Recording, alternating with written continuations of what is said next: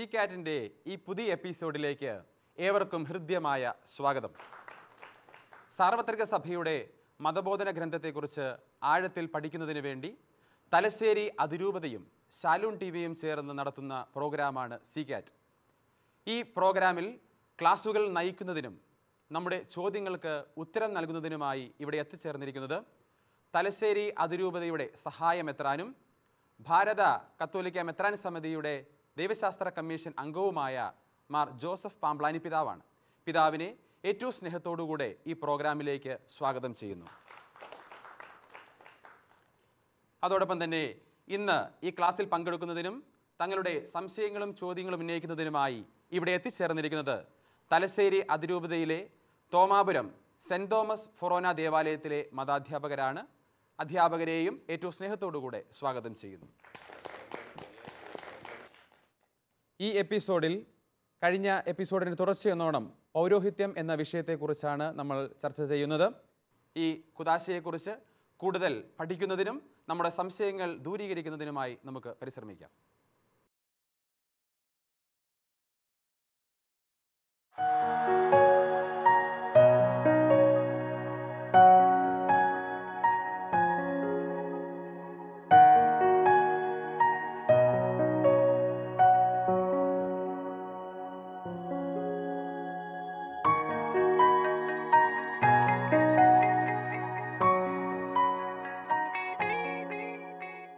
പിതാവെ, പഴയ നിയമത്തിലെ പൗരോഹിത്യം, പുരോഹിതധർമ്മം, ബലി, അതേപോലെ പുതിയ നിയമത്തിലെ പൗരോഹിത്യം, പുരോഹിത ധർമ്മം, ബലി, ഇവയുടെ സാമ്യവും വ്യത്യാസവും ഒന്ന് വിശദീകരിക്കാമോ? യെസ്, പഴയ നിയമത്തിലെ പൗരോഹിത്യം എന്ന് പറയുന്നത് അത് എന്താണ്? ആചാരപരമായൊരു പൗരോഹിത്യമാണ്. ഇന്ന കർമ്മങ്ങൾ അനുഷ്ഠിച്ചു, അത് ആ വ്യക്തിയുടെ പുരോഹിത ശുശ്രൂഷ തീർന്നു. അതേസമയം പുതിയ നിയമത്തിൽ പൗരോഹിത്യം എന്ന് പറയുന്നത് ഈശോമിശിഹ എന്ന വ്യക്തിയോടൊത്തുള്ള ആത്മബന്ധവും ജീവിതവുമാണ് പൗരോഹിത്യം.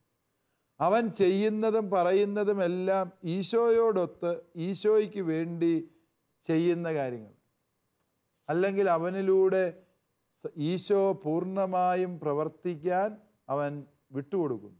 അതുകൊണ്ട് പൗലോസ് അപ്പോസ്തലൻ്റെ വാക്ക് കടമെടുത്ത് പറഞ്ഞാൽ ഗലാത്യ 2:20 എന്താണ്?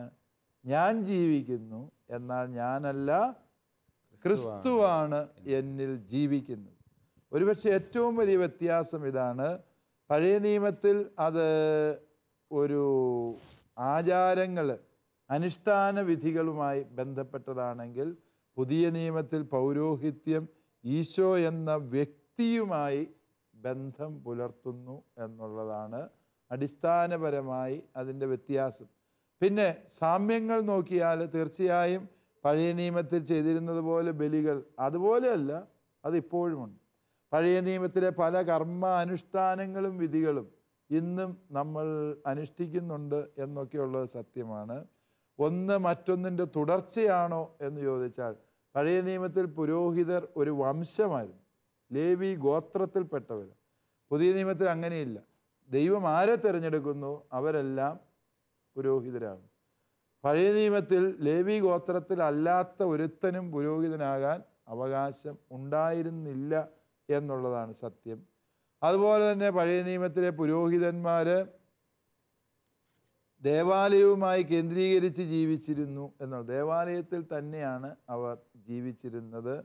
അതുപോലെ അവർ ദേവാലയത്തിൽ നിന്നുള്ള ഉപജീവന മാർഗങ്ങൾ കണ്ടെത്തിയിരുന്നു. ഒരുപക്ഷെ പുതിയ നിയമ പൗരോഹിത്യത്തിന് പഴയ നിയമമായിട്ടുള്ള മറ്റൊരു സാമ്യം അതാണ്. ദേവാലയ കേന്ദ്രീകൃതമായ ഒരു ജീവിതമാണ് പുരോഹിതൻ്റേത് എന്നുള്ളത് സാമ്യമാണ്. സാറിൻ്റെ ഉത്തരം ക്ലിയറായെന്ന് വിചാരിക്കുകയാണ്. അടുത്ത ചോദ്യം ആരാണ് ചോദിക്കുന്നത്? ഓക്കെ, ബിജി ടീച്ചറാണ്. പിതാവേ, മതബോധന ഗ്രന്ഥം 1576 സാധുതയുള്ള പട്ടം ലഭിച്ച മെത്രാന്മാർ തിരുപ്പട്ട കൂദാശയിലെ പദവികൾ സാധുതയോടെ നൽകപ്പെടുന്നു എന്ന് പറയുമ്പോൾ സാധുതയില്ലാത്ത പട്ടം ലഭിച്ച മെത്രാന്മാരുണ്ടോ? ഇതിൻ്റെ സാധുത എങ്ങനെയാണ് കണക്കാക്കപ്പെടുന്നത്? ഒന്ന് വിശദീകരിക്കാം. ഓക്കെ ആടി അപ്പനട്ടാന്ന് പറഞ്ഞതുപോലെ അത് മെത്രാന്മാരുടെ പട്ടത്തിൻ്റെ സാധുതയെക്കുറിച്ചാണ്. ബിജി ടീച്ചർ അല്ലേ? ബിജി ടീച്ചറിൻ്റെ ചോദ്യം. യെസ്, സാധുതയുള്ള പട്ടം എന്ന് പറഞ്ഞാൽ മെത്രാൻ പട്ടം സാധു ആകണമെങ്കിൽ അതിന് ചില വ്യവസ്ഥകളുണ്ട്. ഒന്ന്, ഈ മെത്രാനെ തിരഞ്ഞെടുക്കുന്നത് കാനോനിക ക്രമം അനുസരിച്ചായിരിക്കണം. ആ മെത്രാൻ്റെ തിരഞ്ഞെടുപ്പ് റോമ മാർപ്പാപ്പ അംഗീകരിച്ചതായിരിക്കണം. റോമ മാർപ്പാപ്പയുടെ അംഗീകാരമില്ലാതെ ഇവിടുത്തെ 5-6 മെത്രാന്മാർ കൂടി തീരുമാനിക്കുകയാണ്, യെസ് ഇയാളെ അങ്ങ് മെത്രാനാക്കിയേക്കാം എന്ന് തീരുമാനിച്ചാൽ പാടില്ല. ഇനി അദ്ദേഹത്തിൻ്റെ മെത്രാഭിഷേകം സഭയിലെ റോമ മാർപ്പാപ്പയുടെ അംഗീകാരമുള്ള 3 മെത്രാന്മാർ സംയുക്തമായി കൈവെപ്പ് ശുശ്രൂഷയിലൂടെ ചെയ്തതായിരിക്കും. മനസ്സിലാവുന്നു? കാനോനിക ക്രമമനുസരിച്ച് തിരഞ്ഞെടുക്കപ്പെടണം. അതുപോലെ ആ തിരഞ്ഞെടുപ്പിന് പരിശുദ്ധ മാർപ്പാപ്പയുടെ അംഗീകാരം ആവശ്യമുണ്ട്.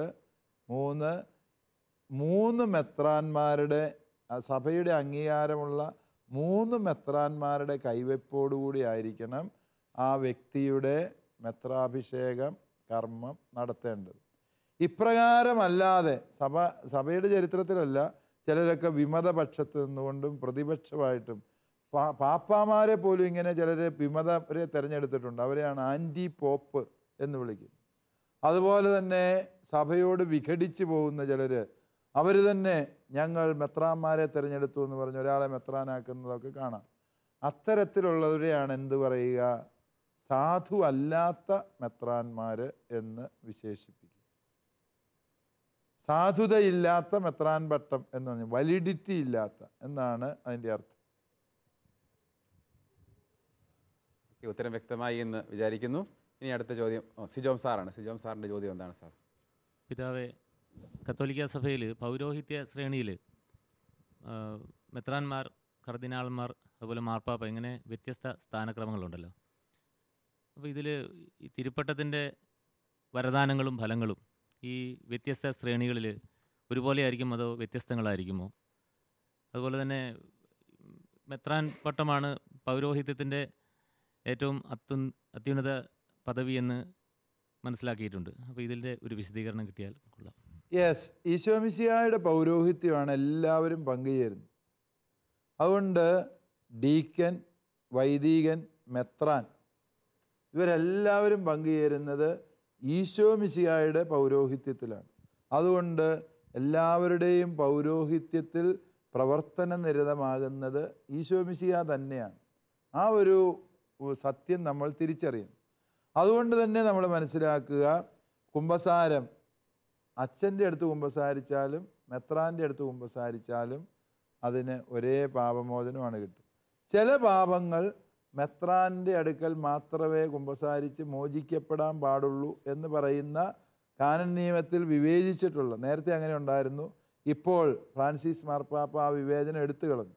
അതുകൊണ്ട് പാപം മോചിക്കുന്ന ഈശോയാണ്. അച്ഛനിലൂടെ മോചിച്ചാലും മെത്രാനിലൂടെ മോചിച്ചാലും മാർപ്പാപ്പായിലൂടെ മോചിച്ചാലും അത് ഈശോ മിശിഹായാണ് അവിടെ പ്രവർത്തിക്കുന്നത്. കാരണം എല്ലാവരിലും പ്രവർത്തന നിരതമാകുന്ന പൗരോഹിത്യം ഈശോ മിശിഹായുടേതാണ്. അങ്ങനെയുള്ള ഒരു അടിസ്ഥാനം നമ്മളിതിൽ കണ്ടെത്തണം. രണ്ടാമതായിട്ട് ഇത് നമ്മൾ മനസ്സിലാക്കേണ്ടത്, ഈ കർദിനാൾ, മാർപ്പാപ്പ എന്നൊക്കെ പറയുന്നത് സഭയിലെ പട്ടങ്ങളല്ല. അത് സഭയുടെ ഭരണനിർവഹണത്തിന് വേണ്ടിയുള്ള ചില സമിതികളിലെ അംഗത്വവും അതുപോലെ തന്നെ സഭാതലവൻ എന്നുള്ള പദവിയാണ്. അതുകൊണ്ട് മാർപ്പാപ്പായെ ആരും പ്രത്യേകിച്ച് അഭിഷേകം ചെയ്ത് വെക്കേണ്ട കാര്യമൊന്നുമില്ല. മാർപ്പാപ്പയായി തിരഞ്ഞെടുക്കപ്പെടുന്ന വ്യക്തി എന്തു ചെയ്യും? അതേ ഒരു കുർബാനയല്ലി ഞാൻ ഇന്ന് മുതൽ സഭയുടെ പാപ്പായാണെന്നങ്ങ് പറയും, അത്രയേ ഉള്ളൂ. വേറെ ആരും അദ്ദേഹത്തെ അഭിഷേകം ചെയ്ത് മാർപ്പാപ്പയാക്കേണ്ട കാര്യമില്ല. കാരണം എന്താണ്? അത് അദ്ദേഹത്തിൻ്റെ മെത്രാൻ പട്ടത്തിൻ്റെ തന്നെ ഭാഗമാണ് ആ ശുശ്രൂഷ. കർദിനാളും ഇതുപോലെ മെത്രാൻ പട്ടമാണ് സ്വീകരിച്ചിട്ടുള്ളത്. പട്ടക്രമത്തിൽ നോക്കിയാൽ അത്രയേ ഉള്ളൂ. ഇനി ചില കാര്യങ്ങൾ ചില പട്ടത്തിനുള്ളവർക്ക് മാത്രമേ ചെയ്യാൻ അവകാശമുള്ളൂ. റോമ മാർപ്പാപ്പായ്ക്ക് മാത്രം അധികാരമുള്ള കാര്യങ്ങളുണ്ട്. അത് റോമ മാർപ്പാപ്പയെ ചെയ്യാൻ പാടുള്ളൂ. ഇപ്പോൾ ഒരു രൂപത സ്ഥാപിക്കുക, ഒരാളെ മെത്രാനായി നിയമിക്കുന്ന പ്രക്രിയ പൗരസ്ത്യ സഭകളുടെ സിനഡുകൾക്ക് അതിന് അധികാരമുണ്ട്. ആ സിനഡിൻ്റെ തീരുമാനത്തെ അംഗീകരിക്കുക. അതൊക്കെ മാർപ്പാപ്പായുടെ തീരുമാനമാണ്. സിനഡ് എടുത്തൊരു തീരുമാനത്തെ ഇന്നയാളെ മെത്രാനാക്കണ്ട എന്ന് മാർപ്പാപ്പ പറഞ്ഞാൽ ആക്കിയാലോ. കാരണം എല്ലാറ്റിനും അന്തിമ വാക്കും തീരുമാനവും പരിശുദ്ധ പിതാവിൻ്റേതാണ്. അത് റോമാ മാർപ്പാപ്പായുടെ അധികാരം. ഇതുപോലെ ഒരുപാട് അധികാരമുണ്ട്, അതേക്കുറിച്ച് പിന്നീട് നമ്മൾ പഠിക്കാവുന്നതാണ്. അതുപോലെ തന്നെ മെത്രാന് മാത്രം ചെയ്യാവുന്ന ചില കാര്യങ്ങളും. മെത്രാന് ചെയ്യാവുന്ന ഒരാളെ വൈദിക പട്ടം കൊടുക്കുക, അതുപോലെ തന്നെ നേരത്തെ മുൻ എപ്പിസോഡിൽ പറഞ്ഞതുപോലെ ചെറുപട്ടങ്ങൾ കൊടുക്കുക, ഒരു പള്ളി കൂദാശ ചെയ്ത് അൾത്താര കൂദാശ ചെയ്യുക, ഒരാളെ മെത്രാൻ പദവിയിലേക്ക് ഉയർത്തുന്ന ശുശ്രൂഷയിൽ കാർമ്മികനാവുക. ഇതൊക്കെ മെത്രാന് മാത്രം ചെയ്യാൻ നിശ്ചയിക്കപ്പെട്ട കാര്യങ്ങൾ. ഈശോയുടെ പൗരോഹിത്യത്തിൽ പങ്കുചേരുമ്പോൾ തന്നെ ഓരോ ദൗത്യത്തിലുമുള്ളവർ ചെയ്യേണ്ട കടമകൾ ഏതൊക്കെയെന്ന് സഭ വ്യക്തമായി നിർവചിച്ചിട്ടുണ്ട്. അതിന് ആനുപാതികമായ ശുശ്രൂഷകൾ അവർ ചെയ്യുമ്പോഴാണ് അവർ ഈശോയുടെ പൗരോഹിത്യത്തിൽ പങ്കുചേരുന്നത് എന്ന് ന്യായമായി നമുക്ക് ചിന്തിക്കാം. അടുത്ത ചോദ്യം ജോണി സാറാണ്. ജോണി സാറിൻ്റെ ചോദ്യം എന്താണ് സാറേ? പിതാവേ, പൗരോഹിത്യ ശുശ്രൂഷയ്ക്ക് ഒരു വ്യക്തിയെ തിരഞ്ഞെടുക്കുമ്പോൾ ആ വ്യക്തിക്ക് അടിസ്ഥാനപരമായി വേണ്ട ഗുണങ്ങൾ ഏതൊക്കെയാണ്? പൗരോഹിത്യ ശുശ്രൂഷയ്ക്ക് ഒരാളെ തിരഞ്ഞെടുക്കുമ്പം വേണ്ട ഗുണങ്ങൾ എന്തൊക്കെയെന്ന് ചോദിച്ചാൽ, ഒന്ന്, അയാൾ ഒരു ശാരീരികവും മാനസികവും ആത്മീയവുമായി നോർമലായൊരു വ്യക്തിയായിരിക്കും. അത് അടിസ്ഥാനപരമായൊരു ഗുണമാണ്. രണ്ട്, അയാൾക്ക് ഒരു കുടുംബജീവിതം നയിക്കാനുള്ള എല്ലാ കഴിവും അദ്ദേഹത്തിന് ഉണ്ടായിരിക്കണം. അദ്ദേഹത്തിന് കുടുംബജീവിതം നയിക്കാനുള്ള ശേഷിയില്ല, അദ്ദേഹം ഷണ്ടനായൊരു മനുഷ്യനാണ് എങ്കിൽ ആ വ്യക്തിയെ പൗരോഹിത്യത്തിലേക്ക് എടുക്കരുത്. കാരണം എന്താണ്? കുടുംബജീവിതം നയിക്കാൻ ശേഷിയില്ലാത്തവർക്ക് ഓടിയൊളിക്കാനുള്ള ഒരു ഒളിവ് കേന്ദ്രമല്ല പൗരോഹിത്യം. അത് സഭ ഉറപ്പുവരുത്തുന്നൊരു കാര്യമാണ്. മൂന്നാമതായിട്ട്, ആ വ്യക്തിക്ക് തിരുസഭയുടെ പ്രബോധനങ്ങൾ അനുസരിച്ച് ജീവിക്കാനുള്ള തുറവിയും അതുപോലെ തന്നെ ആ വ്യക്തിക്ക് ധാർമ്മിക ജീവിതം നയിക്കാനുള്ള ഒരു മനോഭാവവും അടിസ്ഥാനപരമായിട്ടുണ്ട് എന്ന് സഭ ഉറപ്പുവരുത്തുന്നു. 4, അത് സത്യവിശ്വാസവുമായി ഒത്തുപോകുന്ന കുടുംബ പശ്ചാത്തലത്തിൽ നിന്നായിരിക്കണം ആ വ്യക്തി വരേണ്ടത്. സത്യവിശ്വാസവുമായി ഒത്തുപോകുന്നു എന്ന് പറയുമ്പോൾ നമ്മൾ ഉദ്ദേശിക്കുന്നത് ആ വ്യക്തിയുടെ മാതാപിതാക്കൾ വിശ്വാസത്തിൻ്റെ വഴിയിലായിരിക്കും. ആ വ്യക്തിയുടെ മാതാപിതാക്കൾ വിശ്വാസവിരുദ്ധമായ ജീവിതം നയിക്കുന്നവരാകരുത്. ഇപ്പോൾ ഉദാഹരണം പറഞ്ഞാൽ, സഭയിൽ വിവാഹം ചെയ്ത് ഡിവോഴ്സ് നടത്തിയ കുടുംബത്തിൽ നിന്ന് വൈദിക വിദ്യാർത്ഥികളെ നമ്മൾ സ്വീകരിക്കുകയല്ല. അതുപോലെ തന്നെ മാതാപിതാക്കൾ ആത്മഹത്യ ചെയ്ത കുടുംബങ്ങളിൽ വൈദിക വിദ്യാർത്ഥികളെ നമ്മൾ സ്വീകരിക്കുകയല്ല. കാരണം എന്താണ്? സത്യവിശ്വാസത്തെ മാതൃകാപരമായി അവർ ജീവിച്ചിട്ടില്ല എന്നുള്ളതാണ് അതിൻ്റെ അടിസ്ഥാനം. വീണ്ടും ആ വ്യക്തികൾ, ഞാൻ നേരത്തെ പറഞ്ഞതുപോലെ ശാരീരിക ക്ഷമത എന്നൊക്കെ പറയുമ്പോൾ പൗരോഹിത്യ ധർമ്മം അനുഷ്ഠിക്കാൻ പോരുന്ന ശാരീരിക അവയവങ്ങൾ അവർക്കുണ്ടാവണം.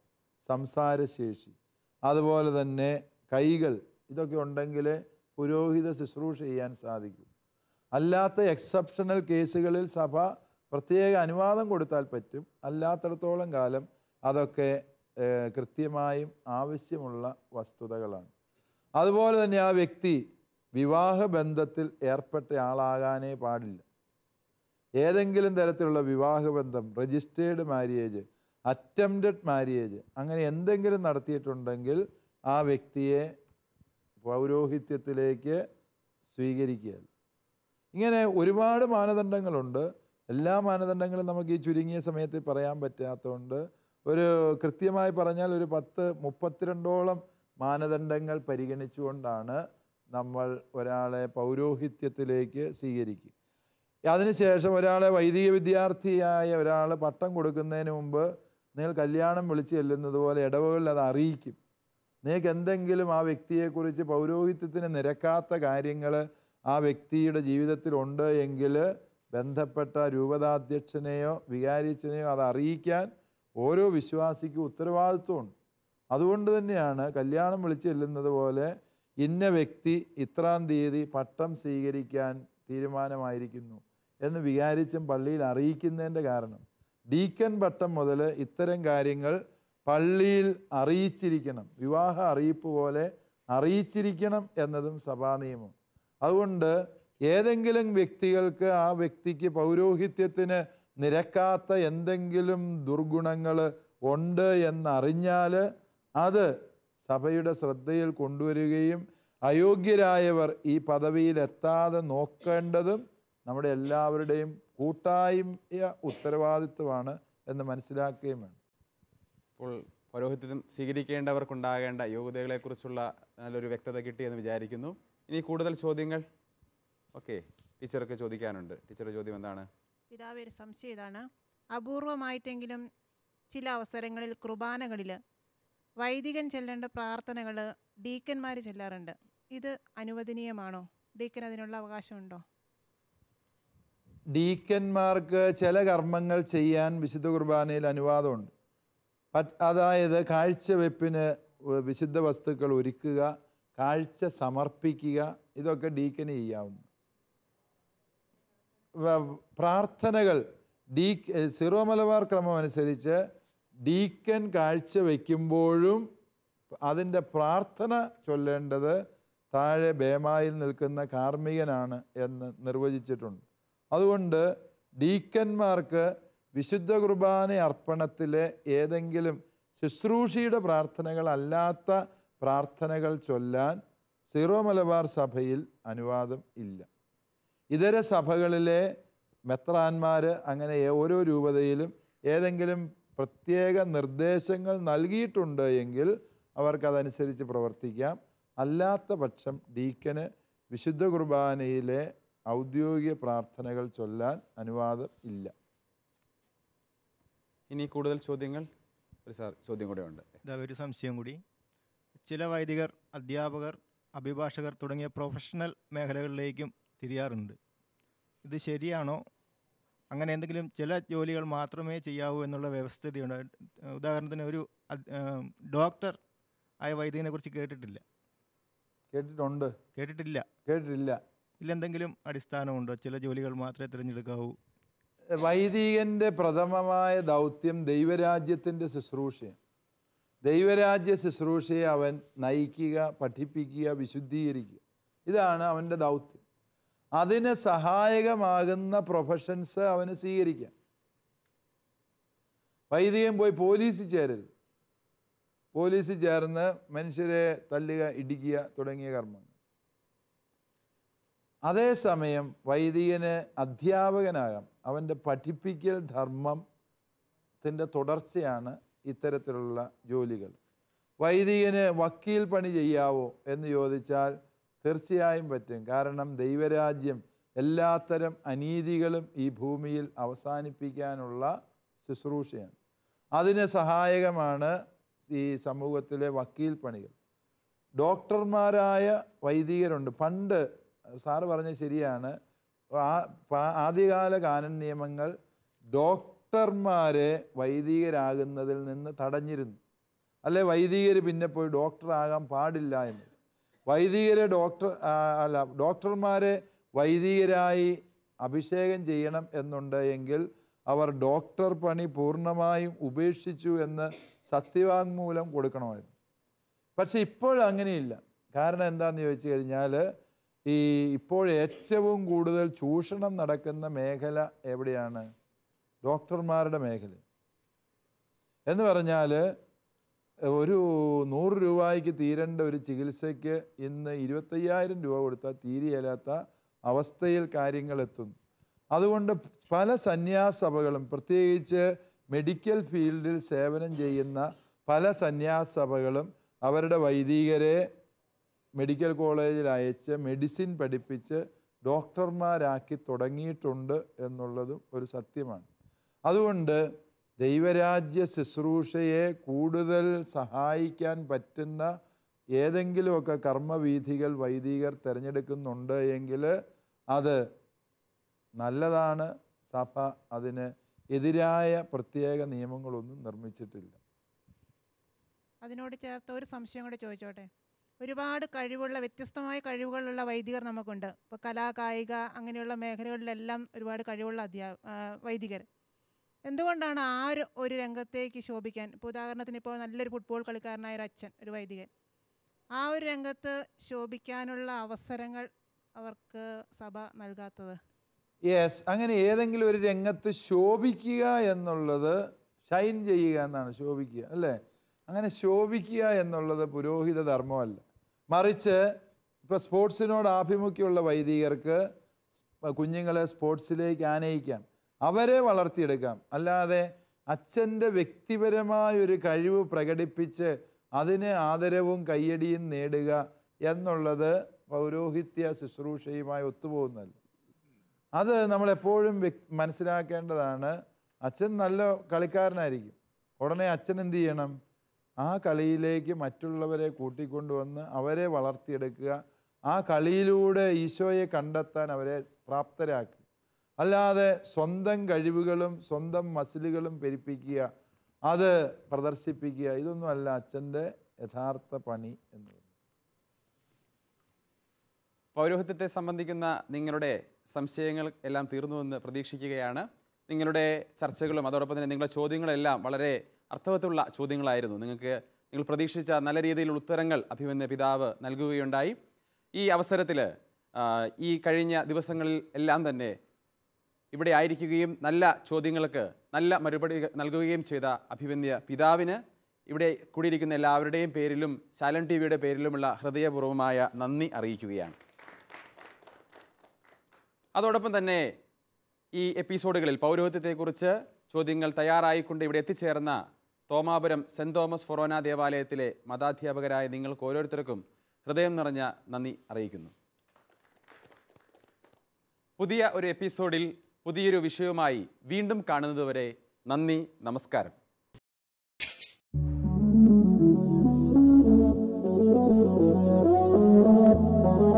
CCAT പ്രോഗ്രാമിന്റെ മുൻ എപ്പിസോഡുകൾ കാണുവാൻ ലോഗോൺ ചെയ്യൂ www.shalomtv.tv/ccat.